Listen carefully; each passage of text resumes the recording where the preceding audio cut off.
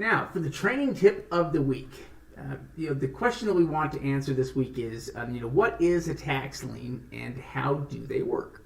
Yeah, definitely. So let's first talk about what a lien is. Well, a lien is a legal claim that's placed against a property for unpaid compensation.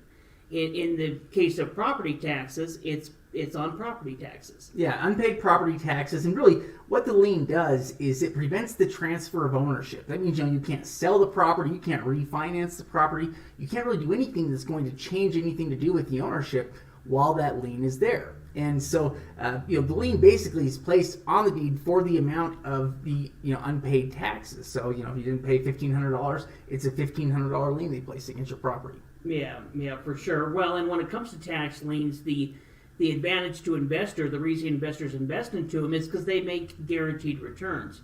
In fact, as we look in here, these are some tax lien certificates that were purchased by some of our members in over-the-counter opportunities, where the sale had already taken place. They were able to look through the over-the-counter list with some of our coaches, pick out some properties, and purchase some liens. Yeah, and because it was after that they made that full 14% interest rate. Yeah, well, and we can see these liens here. They're not huge dollar liens. These are $620 up to around $1,300. The properties don't have a huge, they're not real expensive homes as well. They're $50,000, $60,000 type homes. Mm-hmm. But that's a small amount on this type of property. Chances are these are going to pay off, but these are also tax liens that are over the counter, meaning that they're purchased further into the redemption period, and means that you're going to increase your chances of actually maybe owning one. Yeah, really, one thing to keep in mind is that tax liens are meant to pay off. Really, it's a great system designed to give us a little bit more time, with our property taxes. But paying them off though is really what's supposed to happen. It's a little bit more unusual when it does lead to foreclosure, but it does happen, and that has to be a necessary part of the system. Yeah. Well, let's talk a little bit about the history of tax liens. Believe it or not, tax liens have been around since the 1800s. It's been in place for a long time. In fact, it even really goes back in some ways, tax sales, property taxes, and people that don't pay those property taxes losing those all the way to Roman times. Yeah, really, it is probably the oldest tax. But in terms of the United States, we can go back and look into the 1800s and find liens. They've always been, a good method that that local governments can use to be able to collect the money faster. Well, really, until the 1900s, they were the primary method of taxation. The counties need these money for roads, schools, all of the public services. In fact, me and Shade were looking through an old book that was from the 1870s today in San Francisco, where they were posting all of their tax sales and all the delinquent properties that were in there. And even there, these funds were going, and mentioned in there that these are going to pay for these type of services. In fact, right here on the left-hand side is a tax lien. Me and Shade, collect some old tax sale certificates, old tax deeds. This is a tax lien certificate from 1939 that was purchased in Florida. And you can see that this particular tax lien was purchased for $10.50, and it was earning at this time, back in 1939, a 1% interest per month. So a 12% interest overall, but here's 1939 tax lien certificate. Yeah, interesting.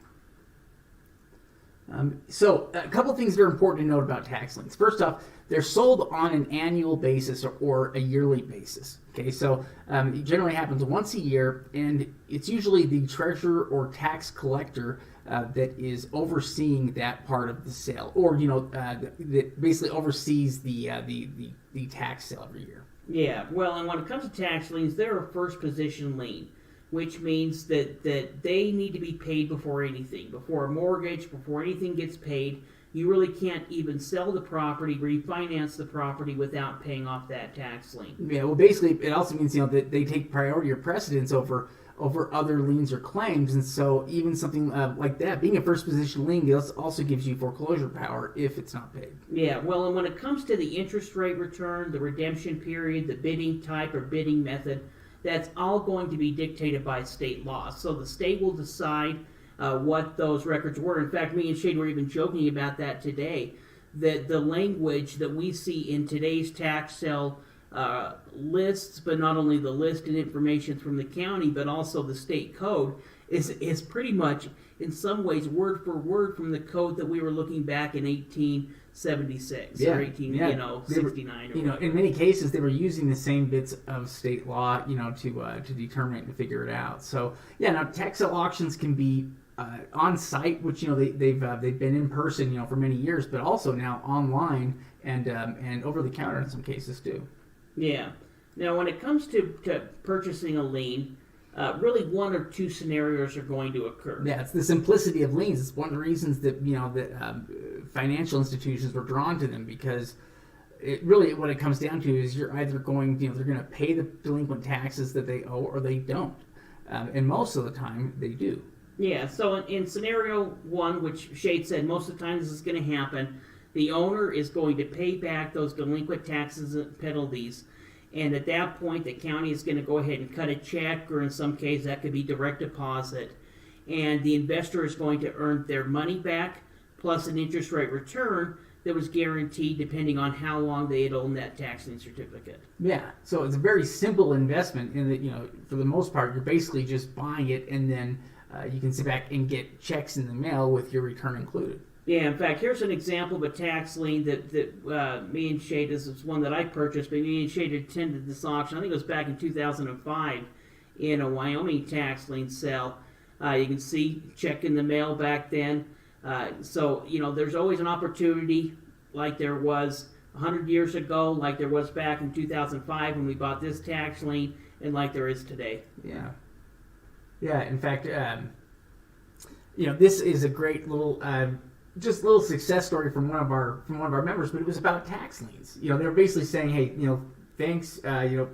My husband and I purchased our first two tax liens. We bought the first for $4,300 and actually just redeemed. We received a check in the mail for $4,750, with a profit of $450. We're very excited to be doing this. It actually works, and it's a safe investment.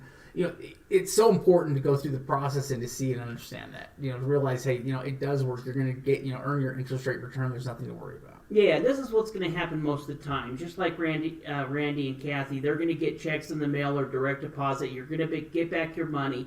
Then you can put that money back into more investments. Scenario number two is the owner doesn't pay, and in that case, that the at the end of the redemption period, that lien holder can go ahead and foreclose on the property and essentially become the new property owner. Yeah, and really, it is going to end up one way or the other. I mean, you're either going to get the lien redeemed by the taxes being paid off, or you'll get foreclosure rights on the property.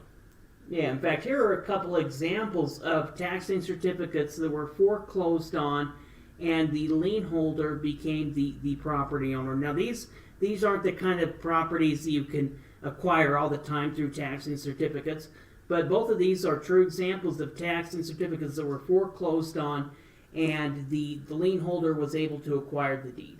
Yeah, in fact, when you do acquire a property through a tax lien, you are picking it up for the absolute cheapest way that you could buy, even cheaper than you could get it from the tax deed auction in most cases, because you're basically just paying the delinquent taxes for those years, in the foreclosure process. But outside of that, that's it. So that property could just be a tiny fraction of percentage, in terms of value. Yeah, well, you can see the top property, they had delinquent tax lien at around just under 10 grand. Properties valued just under 30. There was probably an additional 2 to 5 grand in foreclosure fees, attorney fees to go through the foreclosure. Same as the property on the bottom, had delinquent taxes of just under 30 grand, had a value of around 650. And in that property, again, there was probably between 2 to 5 grand in attorney fees in doing the foreclosure. But that's really where you hear buying property for pennies on the dollar. This is where that really can come into place, because even like Shade said, even like at a deed sale, that's going to be, is going to be bid up at auction, especially if it's good property. So you're not always going to get them at just the back taxes.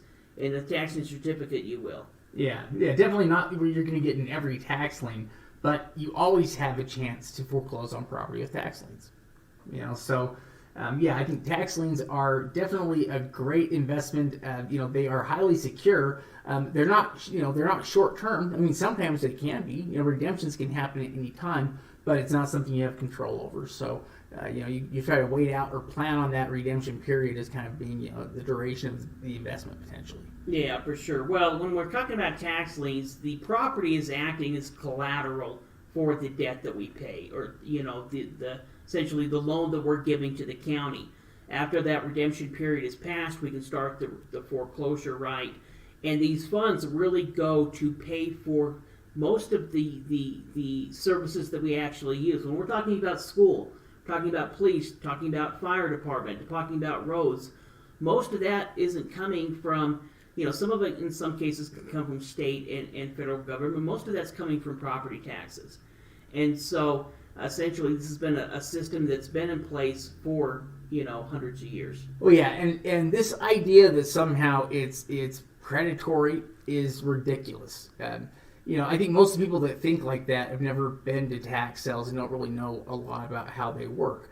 The tax sale is an absolutely necessary part of the system in order to make it work. And the county needs it. That's the other side of it, is that the county needs to have tax sales that work well so that they have a way to get funding when they need it.